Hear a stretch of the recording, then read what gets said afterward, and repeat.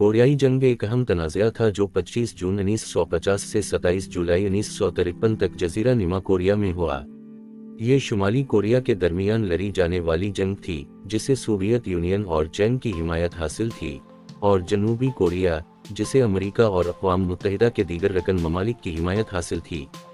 पस मंज़र: शुमाली और जनूबी कोरिया में कोरिया की तक़सीम सोवियत यूनियन और अमेरिका के दरमियान दूसरी जंग अज़ीम के बाद होने वाले मुआहदों का नतीजा थी।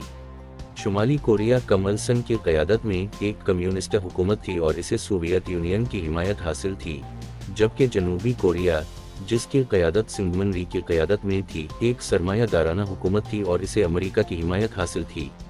तनाज़ा: 25 जून 1950 को शुमाली कोरिया ने जनूबी कोरिया पर अचानक हमला किया, जिसका मकसद जज़ीरा नुमा को कम्युनिस्ट हुक्मरानी के तहत दोबारा मुत्तहिद करना था।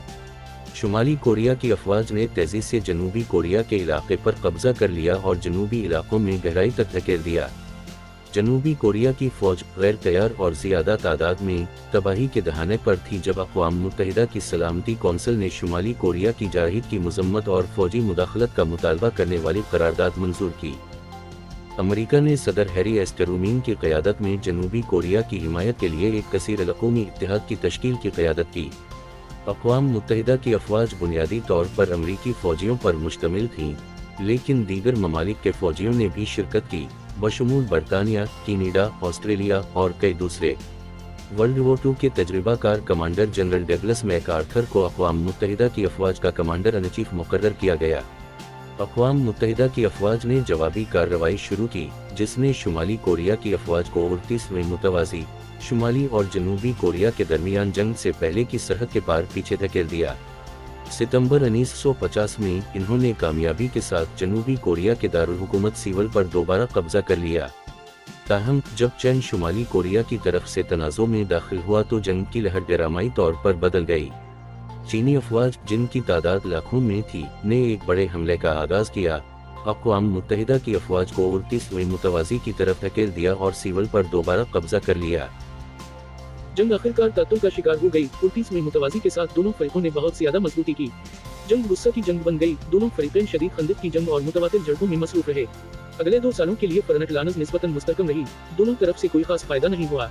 उमन मुज़ाकरात: जंग बंदी के लिए मुज़ाकरात की कोशिशें 1951 में शुरू हुई। पानमुनजुम में मुज़ाकरात के मुताबिक दूर हुए, लेकिन पेश रफ़त ससत की। 27 जुलाई 1953 को जंग बंदी के मुआहदे पर दस्तखत होने से पहले इसमें 2 साल से ज़्यादा की बातचीत हुई। नतीजा: कोरियाई जंग के नतीजे में काफी जानी नुकसान हुआ और बड़े पैमाने पर तबाही हुई। अंदाजे बताते हैं कि जंग के दौरान 2.5 से 3.5 मिलियन के दरमियान लोग मारे गए, जिनमें दोनों तरफ के फौजी और शहरी शामिल थे। जंग का जजीरा नुमा कोरिया पर भी गहरा असर पड़ा, क्योंकि शहरों और बुनियादी ढांचे को बहुत ज्यादा नुकसान पहुंचा। सियासी तौर पर जंग एक तातुल पर खत्म हुई। शुमाली और जनूबी कोरिया के दरमियान सरहद 38वें मुतवाज़ी रही और दोनों ममालिक अलग अलग इदारों के तौर पर मौजूद रहे। अमेरिका ने आज तक जनूबी कोरिया में फौजी मौजूदगी बरकरार रखी है। कोरियाई जंग के भी वसी असरात थे। उसने अमेरिका और चीन के दरमियान कशीदगी को बढ़ा दिया और उसकी निशानदही की।